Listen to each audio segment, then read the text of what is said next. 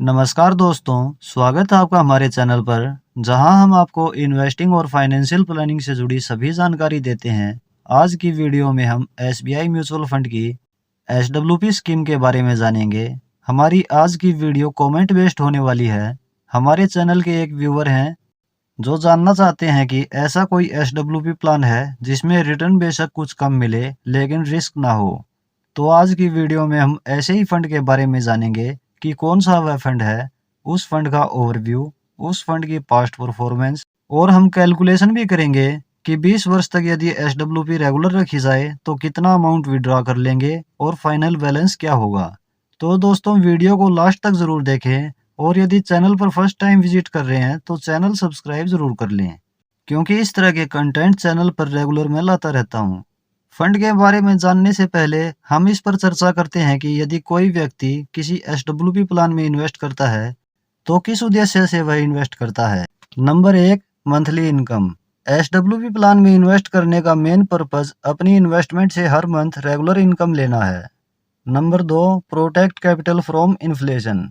SWP plan में invest करने का दूसरा पर्पज है अपनी कैपिटल को मिनिमम इतना ग्रो जरूर करें जितना इन्फ्लेशन बढ़ रही है। Number 3, grow capital. SWP plan में इन्वेस्ट करने का तीसरा पर्पज है मंथली इनकम इन्फ्लेशन बीट के साथ साथ हमारी कैपिटल भी ग्रो करे।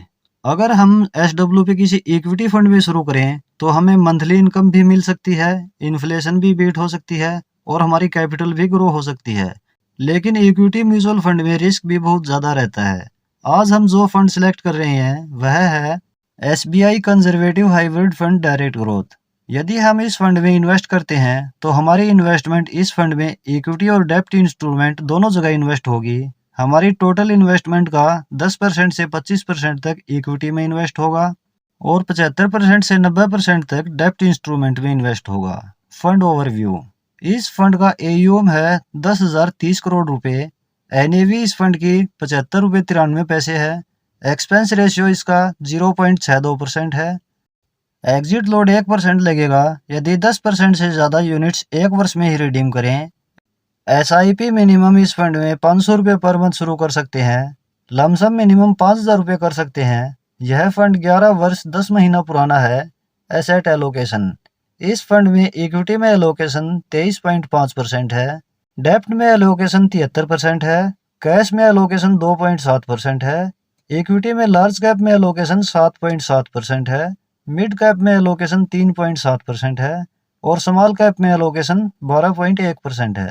Past performance. इसकी पिछले एक वर्ष की रिटर्न है 15.40%, पिछले 3 वर्ष की एनुअलाइज रिटर्न है 10.29%, पिछले 5 वर्ष की एनुअलाइज रिटर्न है 11.75%, पिछले 10 वर्ष की एनुअलाइज रिटर्न है 10.35% और इसकी सिंस इंसेप्शन एनुअलाइज रिटर्न है 10.28%। कैलकुलेशन। लॉन्ग टर्म के लिए हम एज्यूम करते हैं कि 10% रिटर्न एनुअली हमें मिल जाएगी। हम ईयरली अपनी टोटल इन्वेस्टमेंट का 6% विड्रॉ करेंगे। बाकी 4% से हमारी कैपिटल तो ग्रो नहीं होगी लेकिन इन्फ्लेशन को जरूर बीट कर सकते हैं।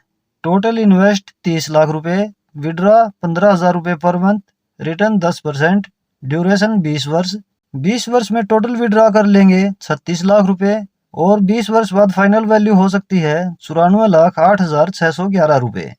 तो दोस्तों, इस तरह से अपनी इन्वेस्टमेंट का 6% ईयरली विड्रॉ करते हैं तो रिस्क भी नए के बराबर हो जाता है और लॉन्ग टर्म तक हम मंथली इनकम ले सकते हैं। आशा है आपको इन्फॉर्मेशन पसंद आई होगी। यदि वीडियो पसंद आ रही है तो लाइक और शेयर ज़रूर कर दें। आपका भी कोई सवाल या डाउट है तो आप भी कमेंट कर सकते हैं। आपको भी रिप्लाई कमेंट के माध्यम से मिल जाएगा या ज़रूरी हुआ तो आपके उस टॉपिक पर भी वीडियो बना दी जाएगी। इन्वेस्टिंग और फाइनेंशियल प्लानिंग से रिलेटेड वीडियो चैनल पर रेगुलर मैं लाता रहता हूँ। आगे आने वाली वीडियोज़ आपसे मिस ना हो इसलिए चैनल सब्सक्राइब ज़रूर कर लें। मिलते हैं नेक्स्ट वीडियो में किसी और टॉपिक के साथ। धन्यवाद।